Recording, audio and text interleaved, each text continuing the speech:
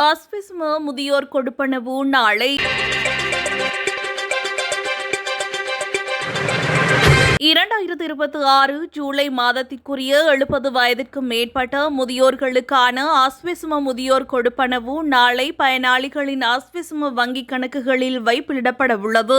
இதற்கமைய ஆஸ்விஸ்ம நலன்புரி பலன்கள் செலுத்தும் திட்டத்தின் முதற்கட்டத்தின் கீழ் 70 வயதிற்கும் மேற்பட்ட 6,21,638 முதியோர்களுக்காக 310 கோடியே 81,90,000 ரூபாய் நிதி ஒதுக்கப்பட்டுள்ளது. மேலும் இதன் இரண்டாம் கட்டத்தின் கீழ் 70 வயதிற்கும் மேற்பட்ட 77,324 முதியோர்களுக்காக 38 கோடியே 66,20,000 ரூபாய் நிதி வைப்பிடப்படவுள்ளது. அதற்கமைய இரண்டு கட்டங்களின் கீழ் 6,98,962 பயனாளிகளுக்கு செலுத்தப்பட வேண்டிய மொத்த தொகை 349 கோடியே 48,10,000 ரூபாவாகும். உரிய பயனாளிகள் நாளை முதல் தங்களுக்கான முதியோர் கொடுப்பனவை ஆஸ்விஸ்ம வங்கி கணக்குகள் ஊடாக பெற்றுக்கொள்ள முடியும்.